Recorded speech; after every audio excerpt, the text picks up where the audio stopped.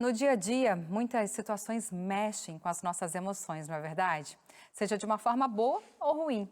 Mas é claro que a gente não pode deixar o controle da vida nas mãos das nossas emoções. E saber como gerenciar cada uma delas pode nos trazer mais qualidade de vida, mais saúde mental, mais saúde nos relacionamentos.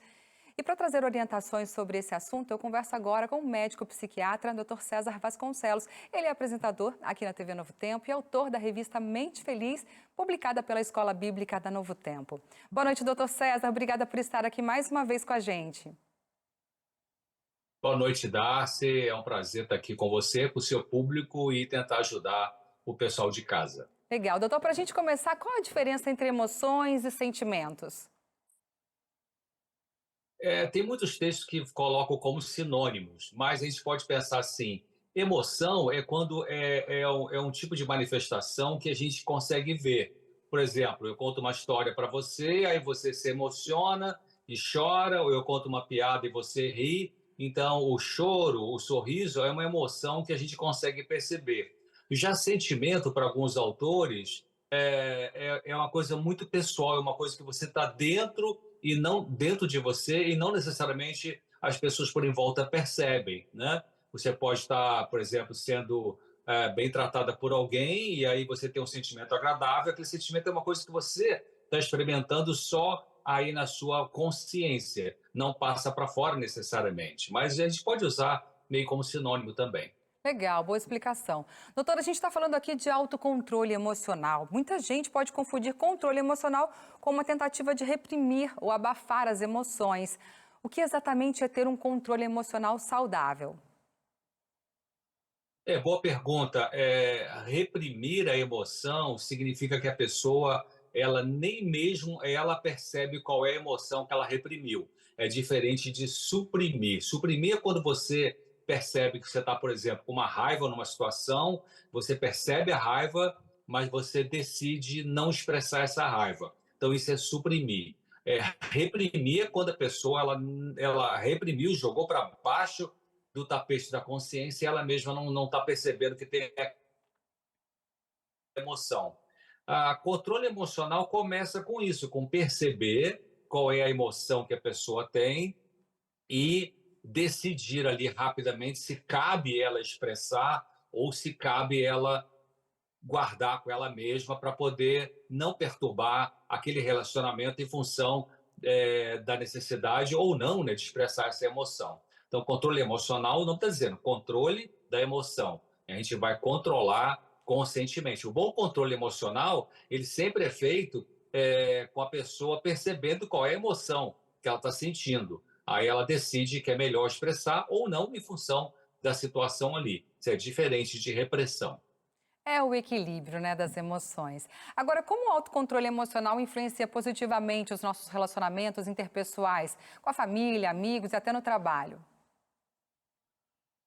Afeta muito, né, Darcy? Porque você imagina se você tem um chefe que é autoritário, tem um chefe que é uma pessoa do colega de trabalho, que é a pessoa muito passiva, muito lenta. Então, você tem comportamentos diferentes e que promovem em você algum tipo de reação emocional.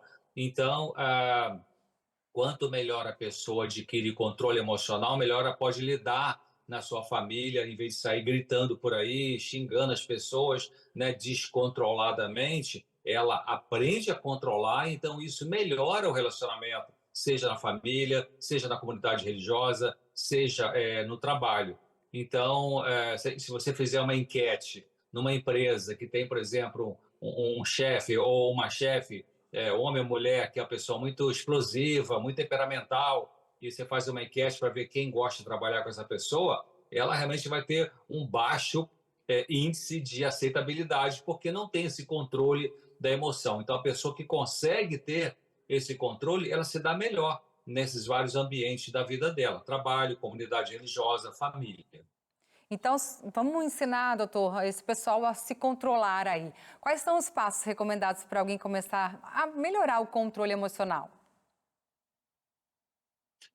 O primeiro passo é a pessoa, se ela não tem controle, ela precisa admitir que não tem, e parar de negar, porque é muito comum pessoas que têm descontrole emocional elas sempre tentaram dar uma razão. Não, eu fiquei nervosa com você porque você não sei o quê. Ah, eu soltei os cachorros porque você não sei o quê. Sempre é você, você, você. Quer dizer, então, se a pessoa permanece nisso, ela está empurrando para frente a necessidade de resolver o descontrole que ela tem. Então, tem que parar de ficar negando e aceitar que tem um descontrole, pelo menos em certas situações.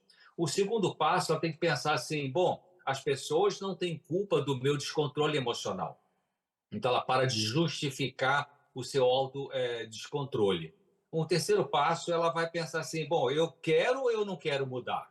Que a pessoa tem que tomar uma decisão, né? Ninguém vai forçar ninguém a ter controle emocional. Então, ela decide, ela entendeu que precisa mudar, ela está pronta para mudar, porque ela já viu que muitas vezes no descontrole ela perdeu, né? Perdeu relacionamento, perdeu amizade, perdeu confiabilidade, né? E as pessoas se afastaram, e então ela entendeu que precisa agora mudar. E o outro passo realmente é racional, é bem cognitivo, né? Ela decide funcionar de uma forma diferente. Tem até uma frase que fala assim: insanidade é a pessoa repetir sempre os mesmos comportamentos igualzinho e querer ter resultado diferente.